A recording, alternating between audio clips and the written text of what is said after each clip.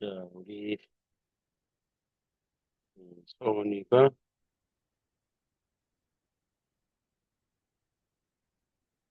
신지 이거 풀었어? 못 풀었어. 못 풀어. 지난 지난주 토요일 날에도 모의고사를 안 올렸던데 다들. 자, 모의고사 푸는 게 중요합니다. 자꾸 풀어봐야 자기 단점이 나오니까. 자, 봅시다. 자, 뭐, 어,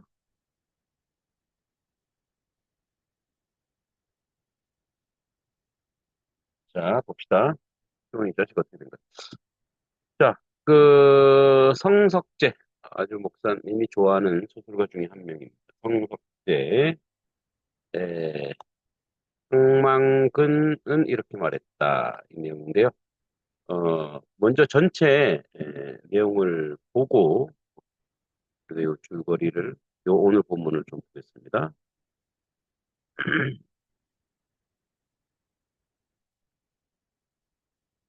네, 중요한 작품이기도 하고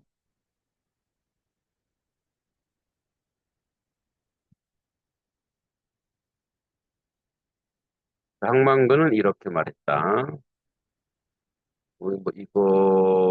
이거 나가기에도 벅차겠는데. 자, 보자. 어, 자, 황망근 아주 그림이 운치고 좋죠. 네, 자, 성석재 소설가 시인입니다. 자, 단편 소설, 농촌 소설. 그러니까 이 농촌의 뭔가를, 농촌 현실을 비판하면서 어떤 메시지를 주는 거죠. 그래서, 풍자적, 해학적입니다. 그리고 또한 이국적이기도 하죠. 자, 어, 농사꾼 항만군의 삶. 항만군의 덕성과 훌륭한 삶을 다른 사람의 눈으로, 자, 관찰자 입장에서 예찬하고 있어요. 그리고 2번이 중요합니다. 부채로 얼룩진 농촌 현실과 각박한 인심에 대한 비판입니다. 1990년대 말 경상도 농촌 신대리라는 곳이야. 자, 바보형 우직한 인물을 통해 이기적 세태를 비판하고 묘비명 형식의 글을 덧붙여 주인공 항만군의 삶을 평가합니다. 사투리를 사용해 향토성과 인물의 언행을 통해 해학성도 드러납니다. 자, 1990년대 위기를 겪고 있는 농촌 현실, 이제 농가 부채 때문에 배경을 하여 이기적인 현대인을 풍자하면서 암울한 농촌 현실을 고발하고 있다. 비교적 객관적인 시선을 지닌 민씨를 통해 황만근이라는 인물의 생애를 추적하는 형식으로 전개되어 바보 취급받던 항만근이 실제로 매우 긍정적 인물이고 오늘날 현대인에게 결핍된 관용과 도량의 정신을 가진 인물임을 보여주고 있고 또한 매사에 성실하고 정직하며 다른 사람을 위해 희생하는 항만근의 이해타산적인 마을 사람과 대조적으로 제시하므로 주제의식. 그러니까 이 사람 항만근이 사실은 바람직한 어떤 사람의 모델로 평가되고 있습니다. 항만근이 실종합니다. 마을에 알려지고 이를 둘러싼 이장과 민 씨의 갈등이고 항만근의 이타적이고 성실한 삶을 이야기합니다. 그리고 황만근에게 농가 부채 탕감 걸기 대회에 참가할 것을 이장이 강권합니다. 이장은 되게 이기적인 사람으로 나옵니다. 사라지기 전날 밤 황만근이 민 씨에게 밝힌 농사에 대한 소신, 이게 나오고 황만근 죽음에 대한 민 씨의 평가죠. 자, 그래서 줄거리는 이렇습니다. 해말터 반푼이라고 하는 것은 이제 모자란다는 뜻이에요. 그래서 전쟁 때 아버지가 죽고 유복자로 태어나 이제 혼자죠. 그래서 유복자로 태어나 편법 밑에서 자랐습니다. 지능이 모자라 아이들에게까지 놀림의 대상이 되고 몸도 제대로 가누지 못해 늘 넘어지고 혀도 짧아 발음이 정확하지 그쵸. 어느 날 목숨을 끊으려는 처녀를 구해 아들 하나를 얻지만 여인은 곧 떠나버립니다. 이후 그는 어머니를 봉양하고 아들을 부양하면서 마을 공동체 일원으로 살아갑니다. 그다음에 염습과 산역, 마을과 똥꾼. 이 염습이 뭐냐면 죽은 시체 염해 주는 거예요. 그리고 이제 산에 있는 일, 마을 똥구덩이 파는 울력, 가족 가축도살 등 마을의 온갖 꾸준 일을 도맡아 하면서도 대가를 바라지 않고 그렇다고 공치사를 늘어놓을 재간도 없다. 그는 마을에 있으나 마나한 존재면서 있었고 없어서는 안 될 존재이면서도 없기도 한 사람으로 모두들 그를 바보라 하지만 두어 해 전에야 마을로 들어와 항만근의 탄생과 성장 과정을 알지 못하는 민순정만 그의 진면목을 안다. 이 객관적인 이제 시각으로 가지고 있는 사람이죠. 그러던 항만근이 갑자기 마을에서 사라졌다. 신체 검사 받던 날 외에는 어, 어, 단 하루도 마을을 벗어난 적 없던 항만근이 사라진 것이다. 평소에 있는 듯 없는 듯 여겨지던 마을 사람들에게 반푼이 항만근의 부재는 곧 자신들의 불편으로 다가오기 시작한다. 농가 부채 탕감 촉구 위한 전국 농민 총궐기대에 참가하기 위해 모두들 버스나 트럭, 승용차를 타고 대회 나가지만 항만금만 이장의 지시대로 백리길을 경운기를 끌고 갔다가 걸기대에 참가지도 못하고 돌아오던 길에 그만 경운기가 차에 부딪혀 논바닥에 처박혀 동사하고 만 것이다. 겨울이었나 봐요. 결국 항만근 없어진 지 일주일 만에 뼈로 돌아온다. 이런 항만근의 죽음 앞에서 새 말터로 이농했다가 다시 도시로 돌아가면서 민순정이 묘비명처럼 엎드었습니다. 뭐 이 사람이 항만근에 대해서 그렇게 써 나갔다는 얘기죠. 자, 항만근의 실종. 예. 그래서 이제 마을 사람 소집의 계기가 이런 거고 등장인물. 자, 항만근. 마을 꾸준히 일 도맡아 했고 사람들에 대한 배려심이 있고 공평무사하죠. 농민총궐기대에 참석하기 위해 홀로 경운기를 끌고 가고 농사꾼 부채를 져서 안 된다는 소신을 가져요. 그러니까 요게 이제 되게 중요합니다. 요 부분이 오늘 본문에도 나옵니다. 모자라지만 이타적이고 성실한 인간성을 지닌 인물입니다. 황만근의 실종에 책임을 지면서도 이를 회피하지 하고 자기 이름만 신경 쓰는 이기적인 인물. 귀농한 지 얼마 되지 않은 외지인입니다. 마을에서 항만근의 진실을 유일하게 인정해주고 마을 사람은 항만근을 무시하고 그는 있으나 마나한 존재로 대우합니다. 항만근의 부채로 그가 마을 일의 힘든 일을 대신해 왔음에도 어, 했음을 실감하고 아쉽게 느끼는 거죠. 자, 민 씨는 이 사람이 이제 작가 정신이죠. 항만근이 없어진 경위에 대해 책임을 추궁하듯 집요하게 이장에게 묻고 이장은 계속 빈정거리듯 민 씨를 홀기듯 노려봅니다. 항만근, 이타적이고 자기 희생적인 인물입니다. 평균 이하의 인물이야. 전통사회 인물 유형이고 이기적 이해 타산적이야. 자본주의 물든 유형이죠. 자, 항만지에 처지가 이기적인 마을 사람들 면목, 뭐 이런 걸 다 하지만, 이런 걸 다 꾸준히 도맡아 합니다. 항만근의 실종과 죽음, 마을 사람 항만근의 부재를 실감합니다. 왜? 꾸준히 일을 다 했기 때문에, 그죠? 자, 항만근의 어머니는 이제, 고등어 사러 갔다 오지 않았을까 착각하고, 아들을 영호는, 목욕탕에 온천에 갔다 돌아오는 걸 여기죠.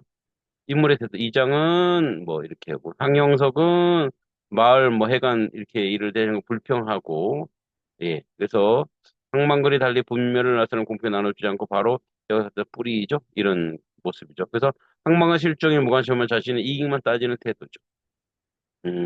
네 경운기는 이제 공경에 처하게 되는 거죠. 어, 자, 뭐, 저수지에 구해주고 잠시 함께 살던 여자가 들여놓아 준 것이고, 초기에 나온 모델로 세월이 오래되어 고물 중에 고물이다. 이런 얘기. 항만근의 부자가 나눈 대화 특징. 아직 처리되지 않는 아들 언짢은 기분과 여과 없이 표현하고 있고, 두 사람 상관관계가 전복되면서 보일 때 아버지, 아들 사이에 허물없이 드러납니다. 네, 이렇게 보시면 되고요. 네. 술을 되게 좋아, 항만근이. 그죠?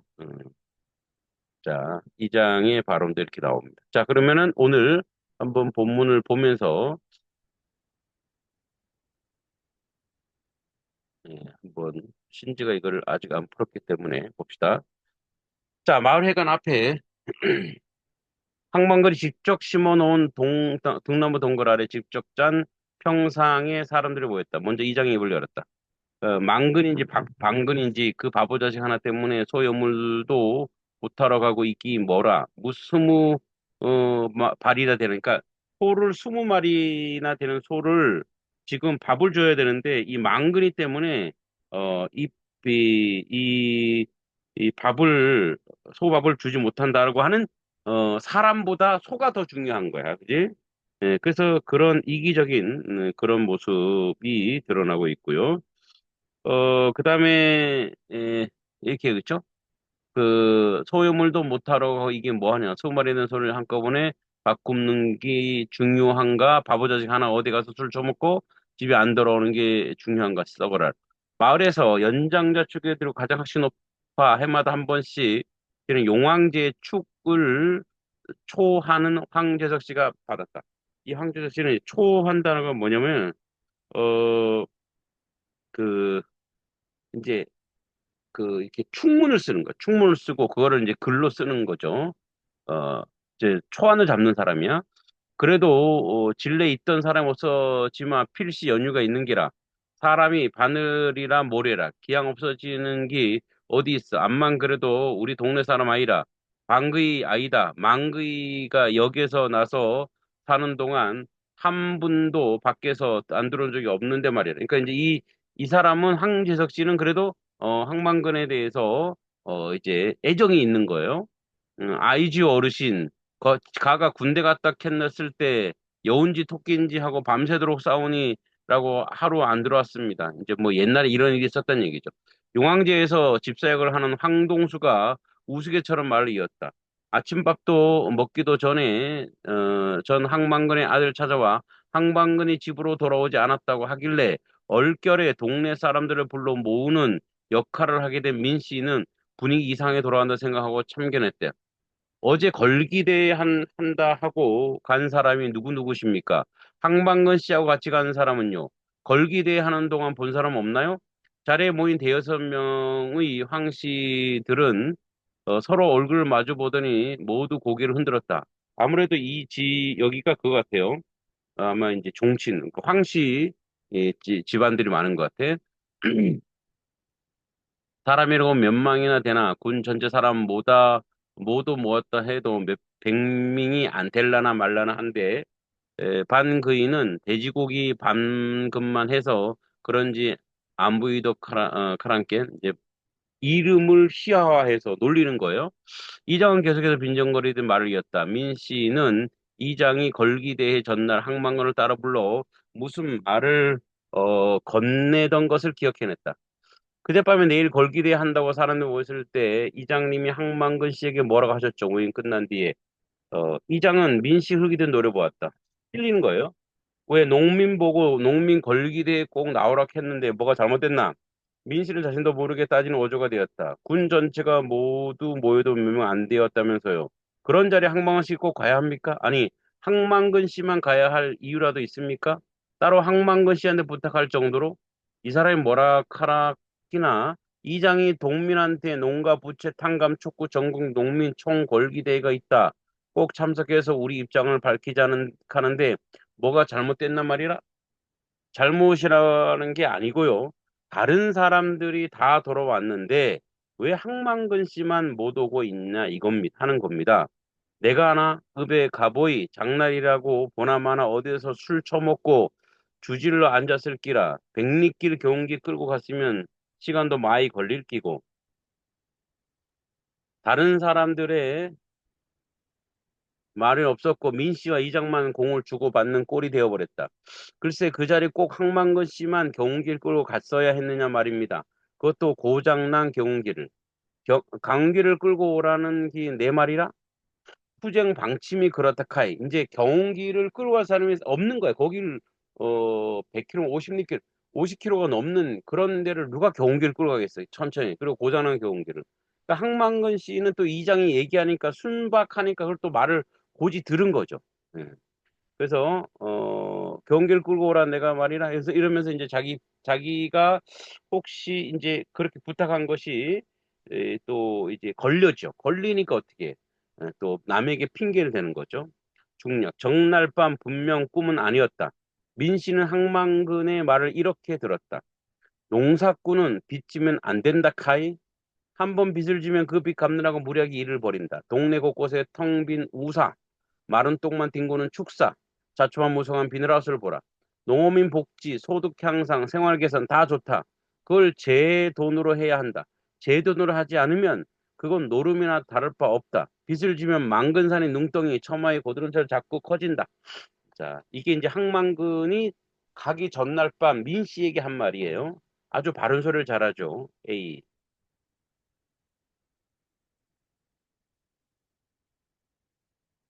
음. 자, 36번. A에 대한 설명으로 적절한 것은 네. 항만근의 말은 민 씨의 시절을 통해 풀어 제시하고 있죠. 맞네. 1번이네. 그죠? 1번이 답이고요. 항만근 씨 말을 인용해 민 씨의 내적 갈등은 아니고 항만근 씨의 삶은 민 씨의 반성은 아니고 항만근 씨 처지가 민 씨의 과거의 대비 아니고 항만근 씨 민 씨 덧붙여 가치관 차이가 아니고요. 예, 1번이 답이 되겠습니다. 자, 계속. 자, 기계화 영농 카드이만 집집마다 바퀴 달린 기계 밑이나 되나? 기운기, 트랙터, 콤바인, 이양기, 거다 탈곡기, 건조기에 다 빚으로 산 기라. 농사 지어봐야 그 빚 갚느라 정신없다. 한 집에서 1년에 한 번 쓰는 이양기 들여놓으면 그게 1년 내내 돌아가던가? 놀 때 다른 집에 빌려주면 된다. 옛날에는 소를 그렇게 썼다. 그런데 지금은 그렇게 하지 않는다. 서로 도와가면서 농사 짓던 건 옛말이다. 한 집에서 기계를 놀리면서도 안 빌려주면 옆집에서 화가 나서라도 산다. 어차피 빚으로 사는데 사기가 어려울까? 기계 들어가는 기름은 면세유다. 면세유, 면세인지 세금을 면해준다는 거예요. 면세 가지고 기계를 다 돌리기 힘들다. 옆집에는 경운기 2대인데 면세유 1대분밖에 나오지 않는다. 경위가 왜 2대씩 필요할까? 한 사람이 한꺼번에 2대를 모는 것도 아닌데 이제 뭐 자꾸 옆집 사니까 우리도 사고 이렇게 빚을 불린다는 거죠. 그런 게 다 쌀값에 얹혀진다. 얹혀진다. 얹혀져야 하는데 사실로는 수매 하마 먹고 살기 간당간당 돈을 준다. 이 수매는 이제 쌀을 나라에서 사주는 걸 얘기해. 근데 기본값으로 사주는 거죠. 그 대신 빚을 준다. 자금을 대준다 하는데 둘 다 안 했으면 좋겠다. 둘 다 농사꾼을 바보 멍텅구리로 만든다. 따라서 제대로 된 농사꾼이 점점 없어진다. 지 입에 들어갈 양석 곡식 짓는 사람이 그 고마운 곡석 양석한테 장난치겠나? 저도 남도 해로 농약 뿌리고 비싸고 나쁜 비료 쳐서 보기만 좋은 열매 맺이는 뺐으면 그마이가? 그러니까 뭐야 이제 이렇게 빚을 지면 그 돈을 갚으려고 농사도 사람 입에 들어가는데 자꾸 농약 친다 이거야. 왜? 때깔 좋아야 되니까. 모두 빚을 갚기 위해 그런 것이다. 이게 이제 비판 의식이에요. 이게 이제 비판하는 거야. 농가 부채에 대한 이제 비판이죠. 그러므로 빚을 제 주머니에서 아들 용돈 주듯이 내주는 사람, 기관은 다 농사꾼 나쁘게 만든다. 정책 자금, 선심 자금, 농어촌 구조 개선 자금, 주택 개량 자금, 무슨 자금해서 빌려줄 때 인심 좋게 빌려주는 척 하더니 이제 와서 그 자금 상환 능력이 없는 사람들을 파산지경으로 몰아넣고 있다. 이제 와서 그 빚을 못 갚겠다 하는데 거기에 충분한 이유가 있다. 나는 내가 왜 빚 안 졌느냐고 아무나 나한테 빚 안 준다고 않게 바보라도 아무도 보증서라는 이야기도 안 한다. 그러니까 이제 자기를 바보라고 해서 빚도 안 주고 보증도 안 서게 한다는 거야. 나는 내 짓고 싶은 대로 농사만 지어서 안 망하면 100년 살기라. 자, 여기 이제 여기서 미움에 대한 얘기인데. 자, 기흥미음 내용으로 3, 4번. 기흥미음 내용으로 적절치 않은 것은 항만근은 이렇게 말했다는 공동체 의식이 무너져가는 농촌을 배경으로 바보 취급당하는 농민 항만근의 삶을 다루고 있다. 작가는 부채로 얼룩진 농촌 현실과 그 안에 우직하게 살아가는 농민의 삶을 대비하여 보여주므로 소박하게 살아가는 인물을 긍정적으로 그리고 있다. 자, 틀린 거. 기계화, 영농화, 노무토기보다 오히려 빚을 지고, 그죠? 아까 나왔죠? 오히려 더 많은 빚을 진다고 그랬어요. 예, 그죠? 한 집에서 뭐 기계 놀리고 이런 거, 디귿, 니은. 자, 니은 서로 도와가며 농사 짓던 농촌 공동체 의식이 무너진 현실을 볼 수 있죠. 그죠? 서로 안 빌려주는 거야. 디귿. 농약 비료값 올라 농민의 농촌을 떠나는 현실을 드러내고 있다. 자, 디귿. 이거는 뭐, 이게 농촌 현실을 그래서 떠나는 게 아니라 빚 갚으려고 이제 뭐야 농약을 많이 친다 이 얘기를 하고 있는 거죠. 그래서 틀린 거죠. 34번에 틀린 거 3번이 되겠습니다. 자, 오케이. 일주일 뒤 항만근이 돌아왔다. 그의 아들이 그를 안고 돌아왔다. 한 하리밖에 안 되는 그의 뼈를 담고 돌아왔다. 이제 동사에서 죽은 거죠. 경기도 돌아왔다. 수레는 떼어내고 뒤에 부분 뒤에 이제 있는 부분 떼어내고 머리 부분만 트럭에 실려 돌아왔다. 항만근 아니면 그 누구도 작동시킬 수 없는 그 머리가 바보처럼 주인을 태우지 않고 돌아왔다. 자, 그러면 33번. 이끌 때 알수 있는 내용을 적절치 않은 것은 마을 회관에 모인 사람들 항만근 소지를 아는 사람은 없었다. 그죠? 몰랐죠? 민신 항만근은 아들로부터 그의 실종 소식을 듣고 동네 사람들을 한자리에 모였지. 그죠? 황동수는 항만근의 과거 사건을 언급한 그가 외박한 적이 없다는 황재성의 말에 동의하고 있다. 아니에요. 외박했다라고 얘기하는 거죠. 그 신체 검사 받는 날인가요? 뭐 그래서 이랑 놀았다고. 답은 3번. 자, 걸기대회의 서사적 기능으로 가장 적절한 걸 찾으래. 적절한 거. 항만근의 성품을 드러내며 비극적 사건을 유발한다. 그죠? 어떤 거예요? 걸기대회 안 가도 돼. 우리 같으면 안 가지. 이장이 이제 이 사람이 만만하니까 이장이 시킨 거잖아. 근데 이 사람은 뭐야? 자기가 굳은 일을 이장이 또 부탁하니까 굳은 일을 다 한 거예요. 근데 그 먼 데를 사실 경운기 몰고 가면 이제 물론 이게 농민 걸기 대회니까 농민들이 트랙터도 몰고 경기도 몰고 와서 이런 뭐 그런 것들을 보여주자 이렇게 해서 이장이 이제 만만한 사람이 시킨 거야. 근데 그거 가다 돌아오다가 뭐예요? 예, 뭐 도로로 갔겠죠. 차에 치여서 죽은 거예요. 그러니까 뭐 비극을 유발하죠. 답은 1번이 되겠습니다. 그래서 답은 3311입니다. 3311. 서원이는 하나 틀렸네, 그지? 하나 틀렸어요. 자, 우리가 다음 거를 오늘 다 못하겠네. 자, 다음 거 전체 내용만 한번 봅시다. 송기원의 월행입니다. 송기원의 월행. 자, 자, 송기원의 월행.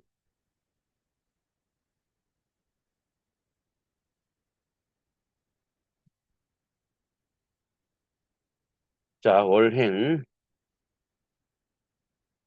달빛길인가요? 자, 단편 소설치고 그리 길지 않은 월행은 다 읽고도 자세한 내용을 알 길이 없다. 그러나 우리 민족 누구라도 모를 이야기 또한 아니다. 월행의 중심 이야기 배경은 6.25의 닻을 내리고 있다. 세계사 어디에 뒤져봐도 전무할 동족 상잔의 비극을 배경으로 한 가족의 원한과 그 원한의 화해 과정을 그리고 있다. 사내와 노인이 주고받은 대화로 볼 때 지식인의 가정은 아니다. 여느 때 같으면 소설에 소개되고 있는 것처럼 아름답고 순박한 농촌이요 농민이었다. 이 평화스러운 한실 마을의 6.25로 인해 살육의 마을로 변해버린 것이다. 왜 죽이고 왜 죽어야 하는지 죽고 죽이는 당사자들조차 확실히 모른 채 살육이 벌어진 것이다. 6.25로 인해 수많은 비극이 있었고 아물지 못한 채 세월에 묻힌 상처가 있었다. 그러나 송기원의 이 월행처럼 결코 아물 수 없는 6.25 상흔이 동족 상잔이니 이데올로기의 대립이니 냉전이니 6.25니 하는 낱말 한마디 없이 상징적으로 기막히게 그려진 작품은 없는 것 같다. 무엇보다도 이 작품의 백미는 그 고도의 상징 기법에 의한 상처 치유다. 달빛, 음, 올 달빛. 달빛 부서지는 스산한 밤, 원한 묻히는 봉분의 제사함을 주제로 하는 아버지 깊은 이해와 눈물 겨운 원한 씻기의 미덕은 또한 얼마나 아름답고 아름다운 슬픔 우리에게 가슴에 되새겨 주는가. 그렇다. 자, 단편 소설이고요. 1970년 무렵 3인 관찰자 시점 사내의 기양. 이념의 원인에 의해 가족 사이에 형성된 원한과 아버지 중재에 의한 화해. 자, 20여 년 전 난동을 부리고 고향을 떠난 갑득. 햇병이 걸려 어린 아이를 얻고 고향을 찾아온다. 노인 사내의 아버지 이용규 찾아온 아들을 어쩔 수 없이 떠나보낸다. 청년 사내 조카 어, 아이 민수 사내의 17살 먹은 아이. 자, 사내가 아이를 얻고 마을에 들어선다. 20여 년 고향집에 돌아온 사내. 사내에 외면한 노인 공원에 엎드려 사죄한 사내. 다시 밤길을 떠난 사내. 꿈에 어렸을 적 어머니를 보게 돼 비극과 고통의 극복 의지. 차가운 겨울 미로나무 숲에 있는 개쩍은 뚝기를 한 사내가 걷고 있다. 밤백이 구레나루 덥수룩히 얼굴에 칼자국이 얼그러진 사내의 등에는 어린아이가 엎혀있다. 뚝을 타고 가다 보니 마을의 불빛이 보인다. 한실 마을은 사내의 고향이다. 조상 대대로 뼈를 묻고 살아온 고향이었다. 사내가 한실 마을로부터 도망친 것은 훌쩍 20 몇 년 넘어버린 것이다. 개천을 벗어나 마을 입구 정자나무 아래 다다랐을 무렵에 사내는 각혈을 토했다. 등에 업은 아이는 겁이 나서 운다. 사내는 우는 아이를 내려놓고 개천물에 얼굴 씻는다. 마을에 들어서자마자 개들이 짖어댄다. 낯익은 어느 집에 문을 두드린다. 이내 한 청년이 나온다.